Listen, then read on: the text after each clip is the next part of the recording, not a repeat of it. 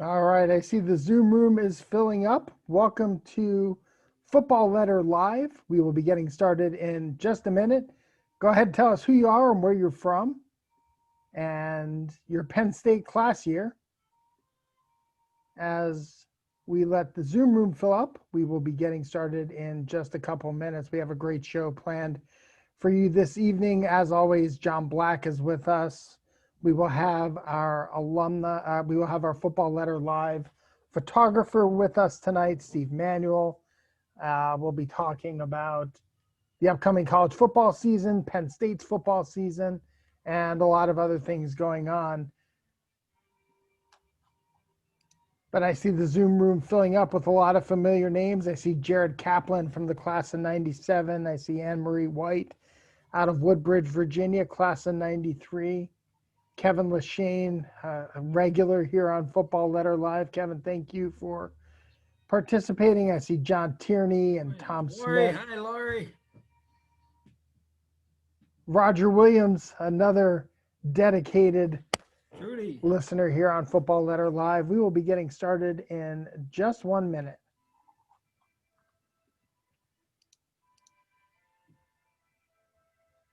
Denise Corcoran from Cunningham, Pennsylvania. Joe Russo, Ed Johnson. Welcome to Football Letter Live.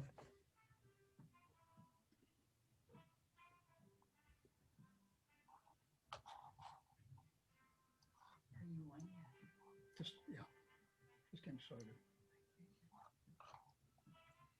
I see Amy Davis joining us, Paul McConaughey. You said we haven't gone live yet.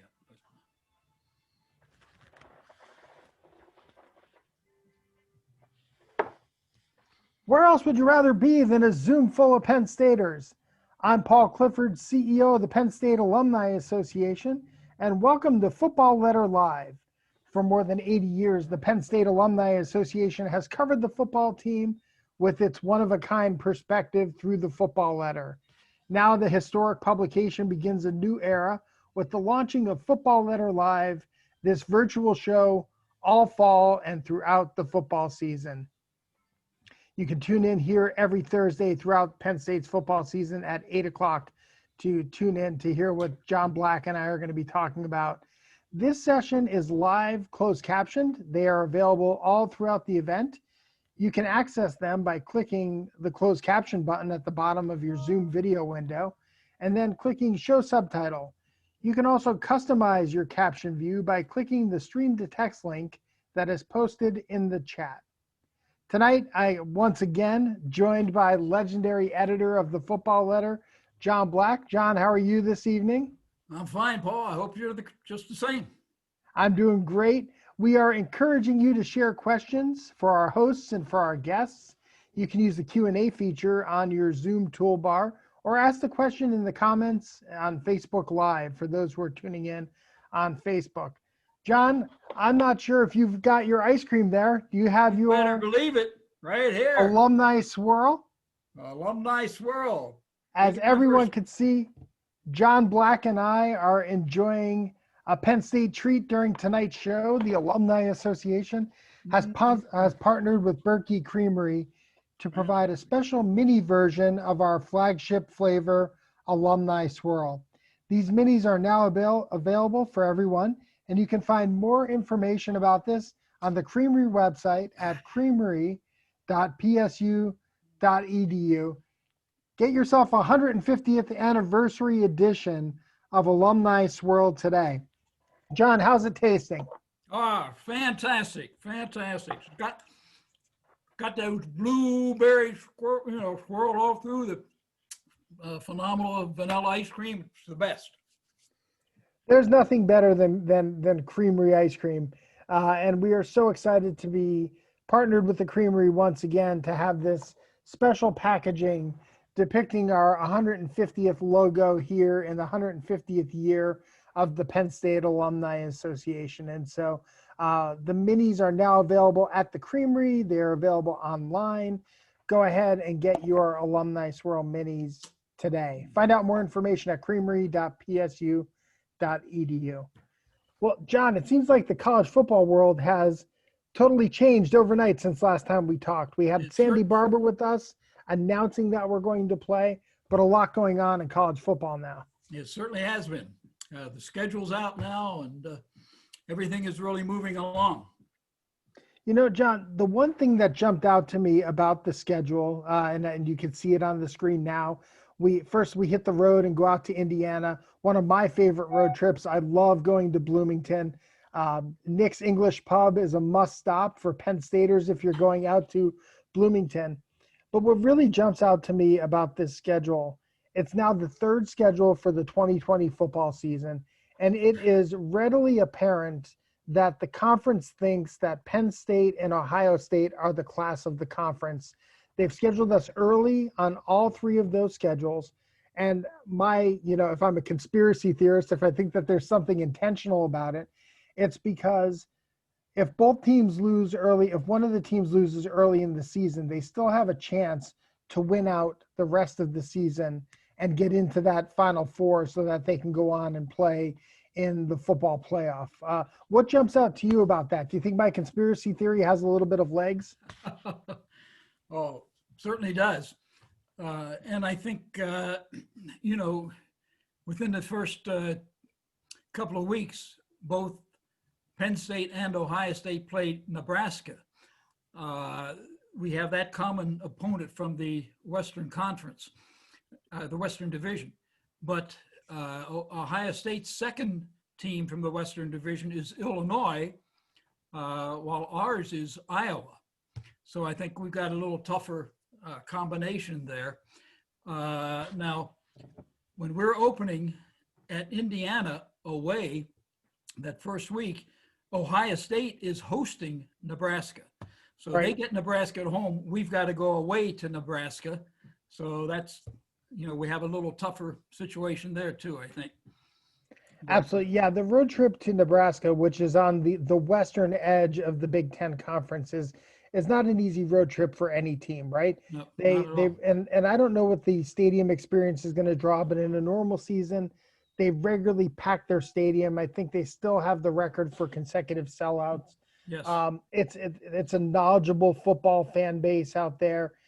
They're loud now, and while the team hasn't been up to Nebraska standards the past years, it's always a dogfight when you go into Lincoln to play Nebraska.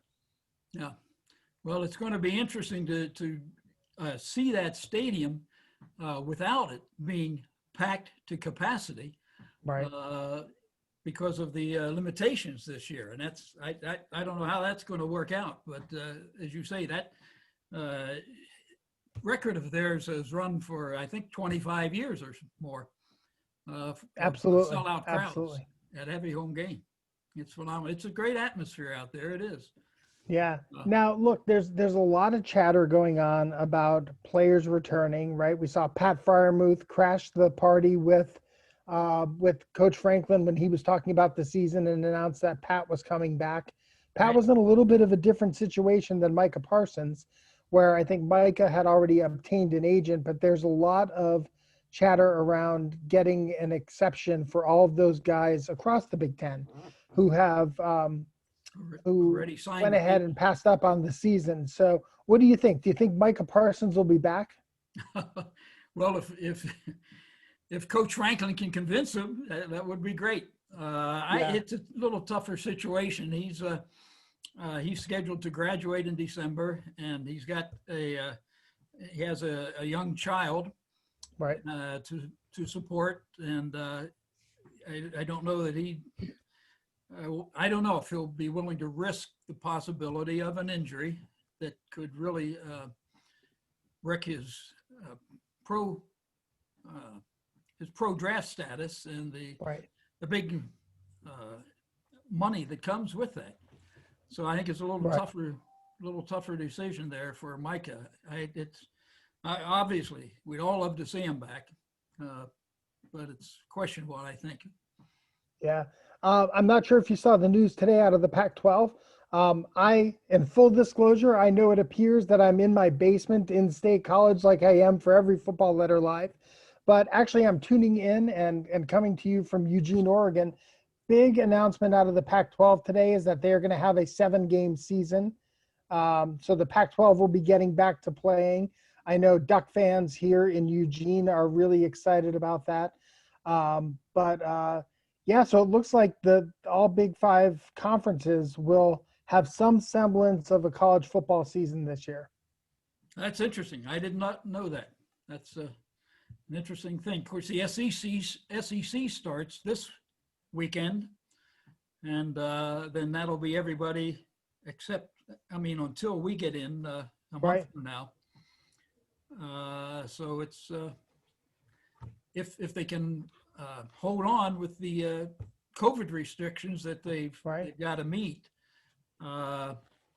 things will finally pull together at the end of the season. But there have already been numerous games that have been postponed or rescheduled because of COVID situations. Another 3 games this week from the AAC, Atlantic Coast Conference, the ACC, and so it's interesting. It's interesting to see how it's going to work out. It might for a week or so though feel normal in early November with all the teams back playing. I don't think NC State has played a game this year. I know they have canceled a number of games. Right. I mentioned on our way driving across country, we stopped in South Bend. We were there on Saturday and we're in town for the Notre Dame South Florida game. And now Notre Dame has postponed because of a number of their players. And so it'll be interesting to see the impact that COVID-19 has on college football this year. It's already had an impact. We'll see what it's going to be like in the future, and what it might have on a potential national champion. Right, and it's impacting in various ways. At least 200 varsity sports teams have been dropped at one or another of the major universities across the country. So the financial impact has already been felt many places, and of course, some schools are laying off staff, furloughing people, asking people to take pay cuts, and so forth. So a lot of impact already.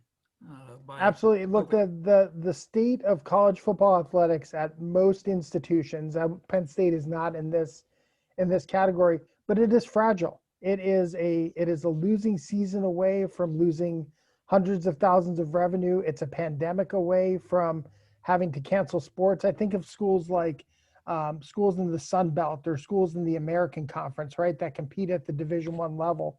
Yes. Some of them had to make the decision to play because if they canceled, they wouldn't have been able to afford the scholarships, right? If those students were granted another season, they wouldn't have been able to afford the 30 extra scholarships that they would have to carry on top of their current scholarship load. And so there's a huge economic impact on college athletics across the country, and we're probably more that we haven't identified yet. Certainly are. All right. Well, look, excited that Penn State is going to get back on the field in just a couple weeks. Excited that Pac-12 has announced their schedule. But we are here to talk about the football letter and the evolution of the football letter over the years and the imagery that's brought to us through the football letter. And so I'm pleased to welcome Steve Manuel to the program. Steve, thank you for joining us. He is a class of 82 and 92 Penn State graduate. He is the football letter photographer. He is a veteran. He's on the faculty. I don't know when Steve finds time to do all the things that he does, but he is the former public affairs officer for the Office of the Secretary of Defense, for the Marine Corps spokesman. His primary duty when not responding to media queries was writing public affairs guidance for Field Command. He has traveled the world both in his military career and post-military through his service in the USO. But we all know him from the great photos that he brings to us each week through the football letter. Steve, how are you today? I'm great. It's great to see you guys. It's been a long year. It has been a long year. Steve, you're joining us from your office in the Belisario College of Communications. I am, because my computer at home, decided it wasn't going to operate, and I wasn't going to take the chance and miss this opportunity. Yeah, Steve, tell folks a little bit about, first of all, before we get into the football letter, just about what you teach in the College of Communications and your role on the faculty there. Well, I'm in my 25th year, and I teach public relations and crisis communications.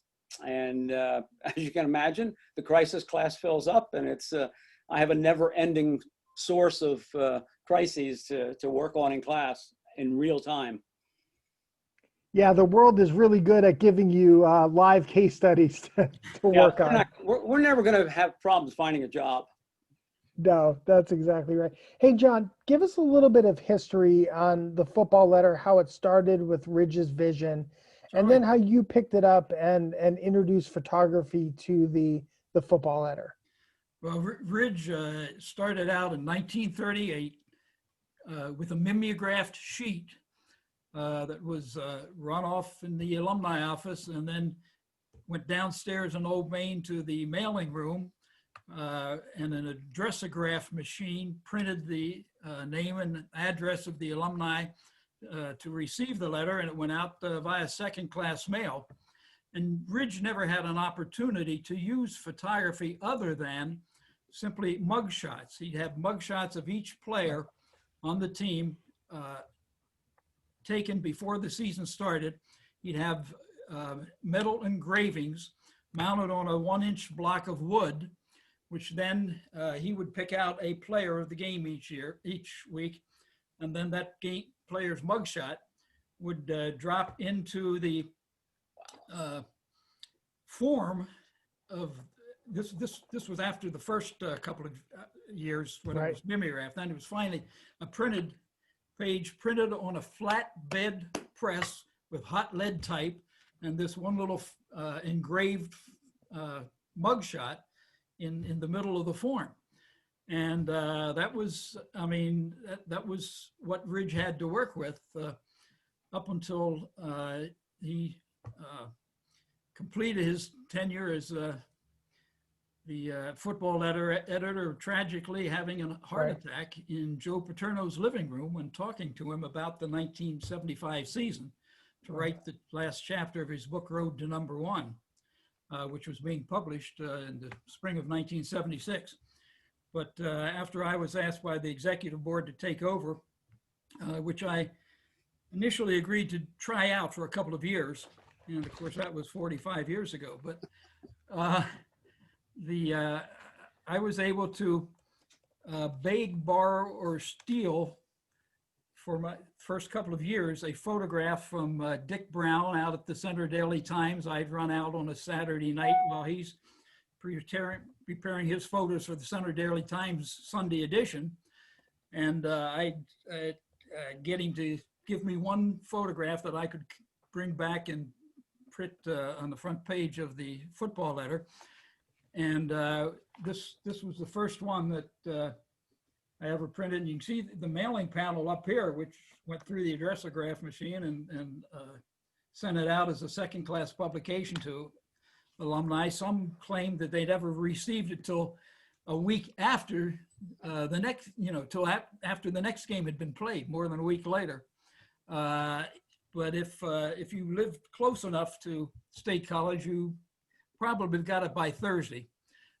Far cry from today's publication that's delivered via email on Monday afternoon. But at any rate, that was the one photo I was able to do on the one-page paper that I was able to produce. And then in 1980, I was able to expand it to a 4-page publication and then put several more game action photographs in the middle. And by 88, we actually went to what I call a 4-page plus a flap with a bigger spread inside, the equivalent basically of about 5 pages. And I was able to carry descriptions of each scoring drive and the statistics for each game in these printed publications. Now, Steve took over. I mean, Joe Bodkin was the first full-time photographer that I had, and Joe was a volunteer doing this job he was a research chemist in the College of Earth and Mineral Science, and on the side he had a sidelight business taking wedding photographs. But he loved Penn State football, and he was willing to come in and shoot the game and then go back home to his dark room in his basement, develop all the rolls of film. In those days, obviously it was film, had to be developed and printed. And he'd print maybe 25 photographs that he'd get to me on Sunday, and I choose from those the handful that I was able to publish in the football letter. And he continued to do that for at least 10 years. And then in 1991, a young man who was a graduate student at Penn State, the Marine Corps had sent him back where he had, already gotten his bachelor's degree, sent him there to get a master's degree. And he stopped into my office one day, and a young man by the name of Steve Manuel. He says, if you ever need anybody to take photographs for the football letter, he said, I'd sure be interested in doing so. Well, by the next year, we had him on the staff because Joe Bodkin had some health issues, and he was becoming unwilling to travel to the away games. He'd shoot the home games, but he was looking for a break on the away games, and Steve fit right in. He would shoot the away games. And we did that for about 4 or 5 years anyway, before Joe finally, after his second heart bypass operation, had to step down. And Steve wound up shooting all of the games since then. So it's been a progression through the years, both in the size of the football letter, the photographs that we could handle. And then, of course, today, online, Steve will shoot 1,000 shots, digital shots at the game. Right. He'll sit up most of Saturday night going through them and cutting that maybe at least in half to 500, which he brings into the office Sunday afternoon, and he and I sit down for about 3 hours, cut that down to about 75 or so that we can work into the football letter. I write the captions for them, and then they're put into the photos section. And when the reader clicks on those photos, they pop up, and the reader can blow them up full screen. It's full color. We have sequence shots, receiver leaping into the air to make the catch, pulling the ball away from the defensive back, cradling it so he doesn't lose it, coming down and making sure he gets a foot in bounds into the end zone, but inside the out of bounds line for the touchdown, that sort of thing. And you just see, it's almost like a video, and the amazing photographs. That's the greatest new thing about doing the football letter online, in my estimation. In addition to going color rather than just basically black and white or blue and white, as I changed it to eventually, to be able to do it in color, incorporate some of his photographs into the body of the letter itself, and then to have that whole photo section where the reader gets his fill. No publication that I know of, no communication, has nearly so many photographs, game action photographs of each Penn State game as the football letter with Steve Manuel's photography. So Steve, you're joining us tonight. We've asked you to go through your memory, go through your archives, and pick out some of your favorite photos from over the years. And I know we have a couple that we're going to share here, but the first one that we're going to talk about is an aerial photograph of the first all-stadium whiteout. First of all, tell us, how did you get yourself in a helicopter? Tell us the story. Well, I guess, you would say it's good to have friends in low places. And in this case, it was a high place. Being a retired Marine, I know a lot of former Marines, and some of them were in the Pennsylvania State Police. And so I got in touch with the state police, the aerial folks, the aviation folks, and I think I just got lucky. I happened to get a Marine pilot, and and work. I didn't work it through athletics. I worked it through state police, and they took me up. I said, it was just a great shot. It's a great view. John, there were a couple. Notre Dame game in 2007. We won, of course. Yes.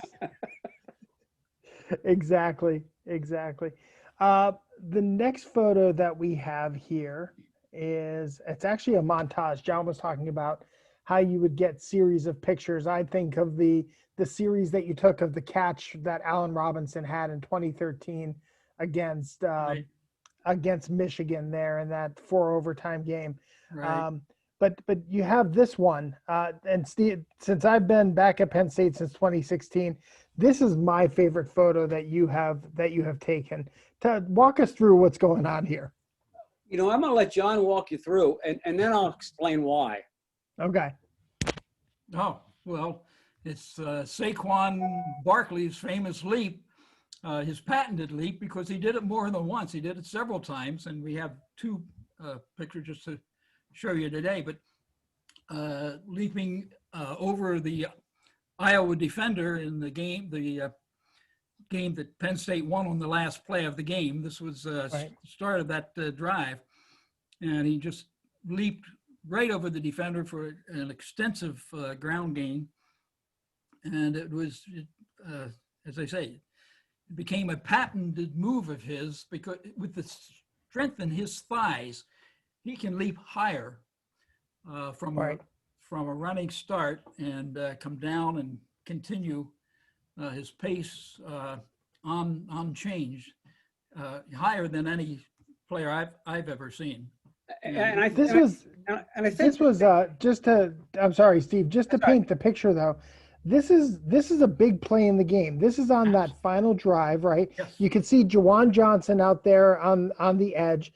This is right at the line of scrimmage where Saquon does this leap, and still has to get about 5 or 6 yards after that to get a first down on a key third down play here. And so this was not only just an iconic photo of a special moment, but this was a big play. This is a clutch play by Saquon Barkley. John talks Steve, about. What do you remember? Well, John talks. As he's just said, it was a patented move by Saquon, and sort of as a photographer, Saquon set a standard, and anytime he had the ball, you had to make sure you were in the right position to get those shots, either coming, well, in this case, coming straight at you, and we got the whole sequence on that. But John would always ask me after the game, did you get this shot? And I'd say, I have no idea. 1, I don't have any short-term memory. And 2, when I look through the lens, or any sports photographer looks through the lens, it's a very narrow slice of the game. You don't see the wide angle that you see in the stands or the television wide angle lens. So you don't really see what's going on outside. And John likes to see what's going on with the blocking and things like that. So, I see that, but I couldn't tell you when it is. And of course, Saquon wasn't the only one that ever used that sort of a move. Here's Kajana Carter in the 1994 game against Ohio State that we won 63-14. And this was his version of the leap over the Ohio State defender. That's great. A special game for Kajana, a Columbus native, to be able to roll it up on the Buckeyes from his hometown. But yeah, striking similarities. I know I've told this story before, Steve, you'll get a kick out of it. But I once had to explain to a group of students a couple years ago who Kajana Carter was. And the way I finally did it was I basically said, he's the Saquon Barkley of my generation. So It was. that's a great photo there. Yes. The next series is from, so look, the Football Letter is a publication of the Penn State Alumni Association. And when we travel to bowl games, we travel large.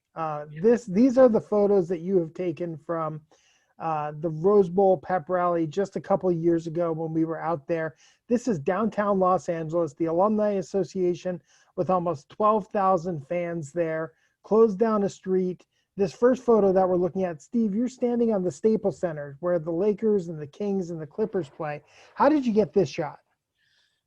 Well, I'm public relations. And it helps, even though I say I'm not a people person, on times like this, I sort of transform into a people person. And you start with security people and you work your way up from there and you get them to talk to someone else, and did this within about 30 minutes of that morning to be able to get to that position to shoot it, because there really wasn't any other position to get the full crowd. And it's really, if you look off to the left, it's going down the block. You can't get the whole crowd. 2 blocks down that street. Yeah, it was incredible. If you could see the far left edge of this where it narrows there was another screen down at the end of that street so that those people could see what was going on stage. Yeah. Certainly one of the largest events I've ever been part of. Here's the shot from the stage, Steve. Right. Yeah, that was really cool. And it wouldn't have been as cool without the balls. No, not at all. Absolutely. The next one that we have, so what's your approach when you're at Beaver Stadium? Where do you set up? How do you always end up with the great shot? What's the energy like on the field? Kind of take us through a home game. That's what Steve's going to look like in about 20 years. And I'll still be the young man you called me earlier. I sort of do what Coach Franklin does before the game. I go out early, maybe an hour or so before the game, and go out in the field, and I walk around the field, and I look at the positions, and I look at the weather, and I look at the position, the sun, where the sun's coming from, and all that sort of thing. And you sort of pick your spots, and it's rare that I'm on actually a sideline. I'm usually in the end zone, and that's because so often you get blocked out when you're on the sideline by people who are right on the sideline and referees and officials. And I really like seeing them coming straight at me. John, what's your game day look like? With the huge telephoto lens he can shoot from one end of the field to the other. It's amazing. And still get the expression on the player's face inside the helmet. You can usually see his eyeballs in there. I mean, it's just phenomenal. And that's amazing. Gets great shots like these too. Hey, Mel, can we go back to that picture of John Black for a second? No. I want to break this picture down a little bit. So you could see, the tools of the trade for John Black are a lot different than the tools of the trade from the other reporters. So John's got he's got his binoculars. You can't see it in this picture, but there is a pencil somewhere and there is a legal pad. Right. That John utilized. John doesn't need a laptop. John doesn't need any plugs in front of him. This is how John still approaches writing the football letter every week. He actually watches the game. Yeah, and I don't watch it on the computer like most other guys in the box do. And then in between plays, they're checking the scoreboard and all the other games going on at the same time and flipping around. Now that breaks the concentration on the game. I can't do that. I've got to be focused on the game the entire 60 minutes of play. And I'm happy to just scribble my notes there and then assemble it all together during the weekend. Absolutely. And look, when we go on the road, some of that assembly for that Sunday, I know we travel back on Sundays. And there John is outside of a Schlotsky's Deli, already putting the words into the computer. What does Sunday look like for the two of you, though? Like, let's say we've just had the big win at Iowa. What does that Sunday look like for you to be able to produce the football letter to be put out 24 hours later? Well, it's the first issue is getting back from the game, and that takes most of Sunday. Where right after a home game, we'll go in at noontime, and by 3 o'clock we've got the photos put together. Then I can start doing the game write-up and the notes from the cuff and the other sports. I find out the results on all of the other sports and get that in there. And Steve, by then, I know he's been up late Saturday night,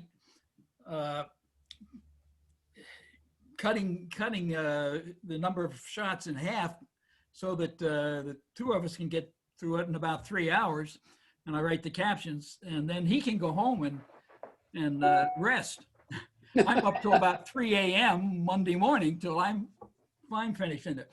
But in an away game, we've got to get back. So he'll stay up in the hotel Saturday night, do all of that, and then he gives these shots to me, and we're sitting in the airports, waiting for connecting flights and all that sort of thing. And I'm trying to select the final shots in there and write the captions, as well as jotting down other specific ideas for the letter itself. And it all depends how late it is till we get back. We'll spend another hour or two in the office finishing off the photos before I can move on to the other things that have to be done. But it's a full weekend, shall we say. Steve, some of my favorite shots are the shots that you have taken of Coach Paterno over the years. And I know we have a couple of those that you have shared with us. Walk us through some of these. So this is an old Beaver Stadium shot here. Yeah, it is. And I was standing, waiting for the team to come out of the tunnel. And I don't stand there much anymore because it's the same shot. It's usually the same shot all the time. But right up there at the goalpost. And for some reason, a freshman said something to him, and Joe reached up and touched his hand. I mean, he didn't shake it. He just touched it. I've never seen Joe pay any attention really to the fans like that in the past. And it just caught a moment. And it's been a popular photo. You wonder if it was involuntary, right? Because look at his eyes. The players behind them are so focused, and just kind of, I bet if you showed this photo to Joe and asked him about it, he would say, I don't remember doing it. Probably, yeah. I agree. Yeah. And then here he is taking the field with the rolled up cuffs and shirt and tie on. Yeah. This one took me, as I've told the story a million times, I think, but this one took me 15 years to get. Of going out before pregame and standing on the 50-yard line or somewhere near it and waiting for him to come out in the middle of the pack. The problem is the cheerleaders, the Lion, and the band and the team at some point always close him off. You can't see him. Right. But for some reason on this day, everything parted like the Red Sea, and it's called Parting the Blue Sea. And Joe in full gallop comes up the middle, player in the back with the index finger up. I knew I had it as soon as I shot the picture. And one probably little known fact is, as soon as Joe started to run, he coughs by the fourth step. Wow. I don't know why that is, but he coughs. Steve, let's go back to that photo for just a second. You said you named this photo the Parting of the Blue Sea. And I see, if I'm looking closely at John's screen, it looks like the first picture that we showed is actually over John's shoulder this evening. Is there a way for fans who might be interested in purchasing your photography where they might be able to go and find that? Yeah, that is a licensed shot at Old Main Frame Shop in State College. Excellent. So Old Main Frame Shop, I'm sure you can go online and look at their website to see some of Steve's great photography there. The next shot, walk me through this, because I think there was an element of danger. What might look like an innocuous photo of George and Joe Paterno had you risking life and limb. Tell us about that. Yeah, I was asked to get this is a blue-white game, I was asked to get a picture of George and Joe together in the box. Well, if you really know, if you've looked at the press box, you know that this thing where they sit is well above the seating area. I mean, well above it. The only way to get that shot is for me to wrap my left leg around the post that separates that box from the one next to it and hang out and wrap my body around over the seating. And Joe looked at me as I took the shot and said, "What the hell are you doing here?" I said, I got to get this picture, and it's the only way to get it. So he said, "Well, don't fall." Oh my gosh. So the next couple photos, Steve. So this is, I think when I look at these next two, this shows that you're more than just taking pictures, that you're thinking almost like a great football coach, right? You're thinking a couple plays ahead on what you're going to do, right? It's move, counter, move on the football field. I don't mean this in any way, but you're 5'6", right? Yeah, I You know. look at these photos and you see all these photographers clumped in really close, and yet you're the guy who got the shot in these two photos. Talk about how while everybody's rushing to the action, you're actually moving away from the field because you know you're going to be in a better position to take this shot. Well, you're exactly right. It's about whether it's action or even this, where it's post game and 400th win and all that. It's about anticipating the next play. And I'll say something else about that in a second, but I knew that being 5'6", there's no way I could see over these folks, especially the television people. And then they lift their television cameras up and everybody's getting the same shot. So I said, well, there's only one way to beat this. And I already picked my spot up in the stands and ran up there with about 2 minutes to go and just waited for it to unfold. And I was able to get them lifting them off, carrying them off down the other end of the field. And then he joined Sue and company and Jay for the television interview. It's sort of like the 300th win or 324. 324. 324.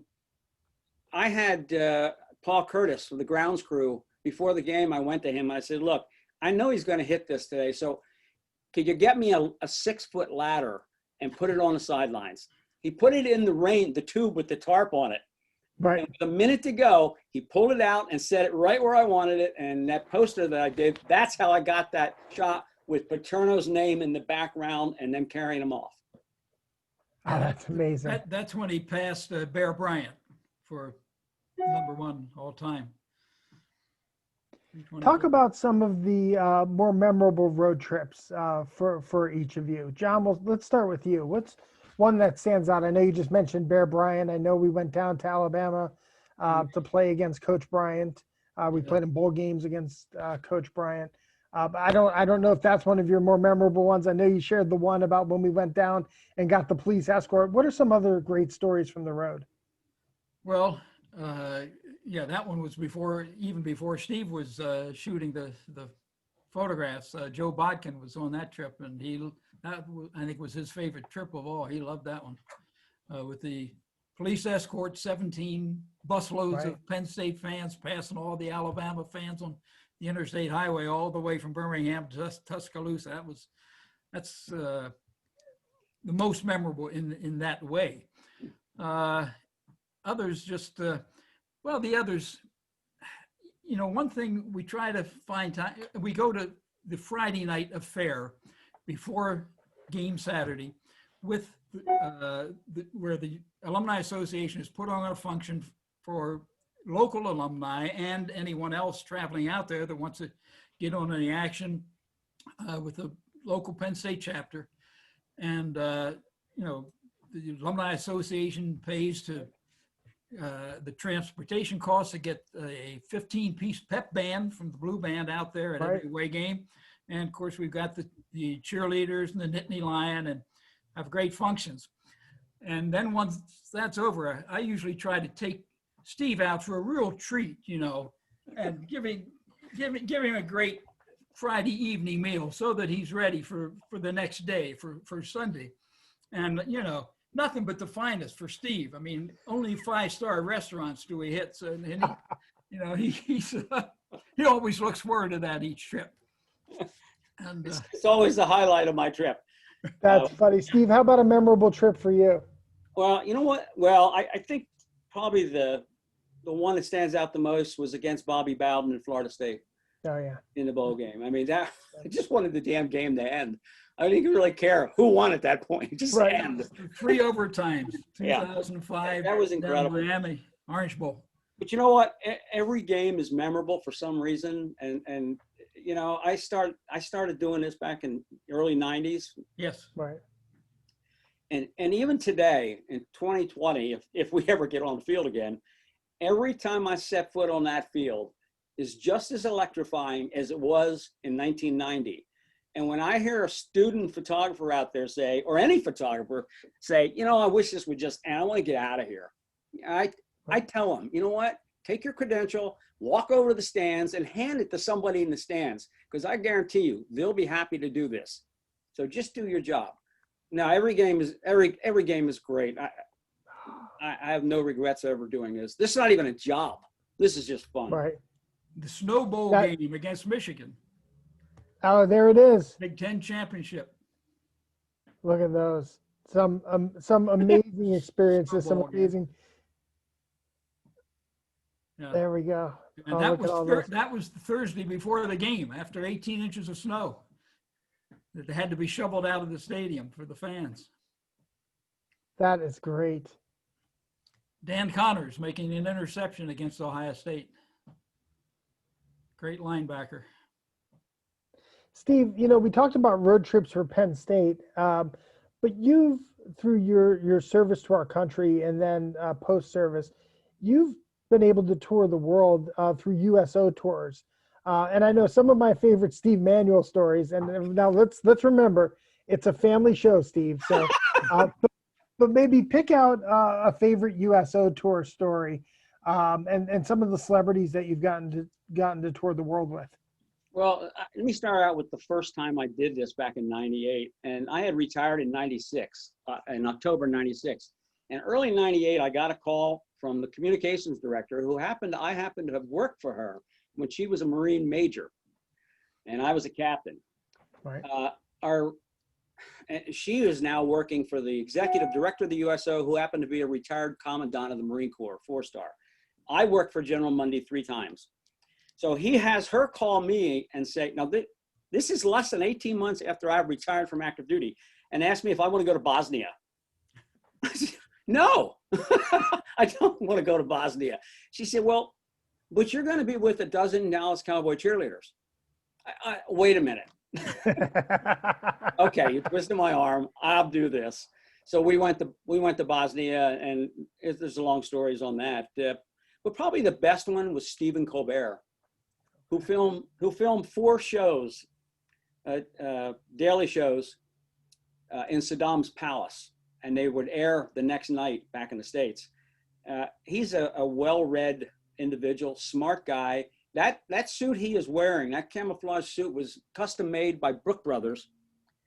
That golf club and that microphone literally belonged to Bob Hope. And if you close your eyes during these shows, you heard Bob Hope speaking. That's amazing. Steve, what's the reaction of the servicemen and women when the USO rolls into town or rolls into camp? They absolutely, they love the USO and the shows they bring in. I've been out there, if you're a country western fan, with Kelly Pickler. Went to Guantanamo Bay with Charlie Daniels and the Charlie Daniels Band. That was a hoot, as he would say. And but you know what? In one instance in Bosnia, it was daytime, and the Dallas Cowboys cheerleaders, it's not their cheering. They have a special set of young ladies who do a 2-hour Broadway review for the troops. And it was daytime. They do it in the evening, and I was walking around talking to troops, and I asked the soldier, are you coming tonight to the show? And he said, no. I said, really? He said, yeah, you get to leave and go home. Right. I don't. I said, okay, I understand. I did understand, because I've been there and done that. But no, the troops love it, and they crowd, they pack the places.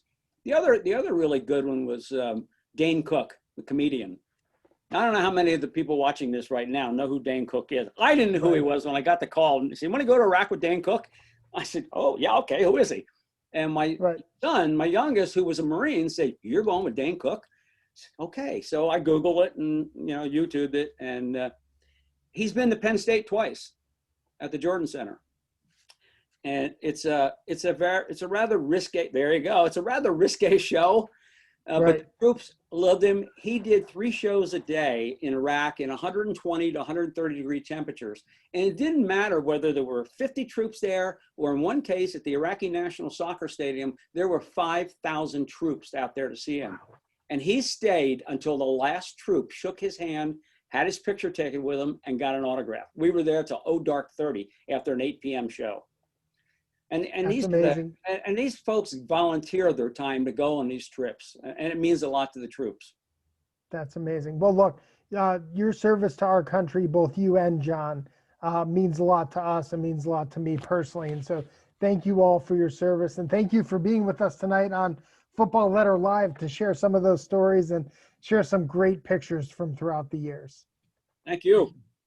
John, what can we expect next week in the Football Letter? Oh, next week we're going to have Blue Band members, from the drum major and the Blue Sapphire and the Touch of Blue and the marching units. It's going to be a Blue Band show next week. They provide so much entertainment to all the fans in Beaver Stadium at every home game. It's much more than just a football game to the season ticket holders who are in there. It's a whole afternoon performance, and the Blue Band is the major contributor there at halftime and pregame for that matter. So we're going to hear all about the Blue Band and how they fit into the whole pattern of Penn State football. I look forward to that. The Blue Band, they always have a great time. The Blue Band is undefeated every season. And so win or lose, the Blue Band has a great time, and they provide a great atmosphere in the stadium. So it'll be great to highlight them on next week's show. Special shout out to Roger Williams. I know you all had the chance to travel a lot with Roger over the years. Absolutely. when Roger was in my role. Some of Roger's favorite memories are going out to Iowa. He said it's both the loudest and the quietest stadium he's ever been in. Nice. And for those of us who were there at the 2017 game, we had that experience, right? Within 30 seconds of each other, from the loudest to the quietest. Yes. Absolutely. He's also pointing out one of his special memories was the trip to Ireland. And Steve, you just got some epic shots from Ireland and from that pep rally. That was fun. Let's go again. Let's do it. Absolutely. I'm not speaking for Sandy. I'm not speaking for anyone, but I'd be willing to give up a home game for a game against, say, Notre Dame in Ireland. That would be a lot of fun. That would be cool. Hey, well, I want to go ahead, John. Steve and I have to give a shout out to McCaskey High School in Lancaster, because we're both graduates of the same high school, even though I had already graduated by the time Steve was born, but well, didn't know each other at that time. But I think the ballpoint pen had just come into play when you graduated. Well, exactly. Look, there must be something special in the water at McCaskey High School, right, to produce two guys like you. And so, we need to get more McCaskey grads up here at Penn State, because they turn into legends. The legendary football editor and photographer of the Football Letter, Steve Manuel. Thank you all for joining us tonight. And thank you for joining us and tuning in on Facebook Live and right here in the Zoom room. If you are a member of the Penn State Alumni Association, thank you so much for your support. And if not, go online to alumni.psu.edu, and you too can become a member of the world's largest alumni association. Tune in for some more great programming later into next week. Coffee hour, we're going to have Charlie Dent. Congressman Charlie Dent will be on with us. We have some great programs. John is promoting his ice cream. Go on to the Creamery's website, order your 150th anniversary of Alumni Swirl today from the Creamery. You can find so much more information about everything we have going on at the Alumni Association in terms of virtual programs at alumni.psu.edu/events. Thanks everybody for tuning in. Thanks for all you do for the university, for the glory, and for the future. We are Penn State.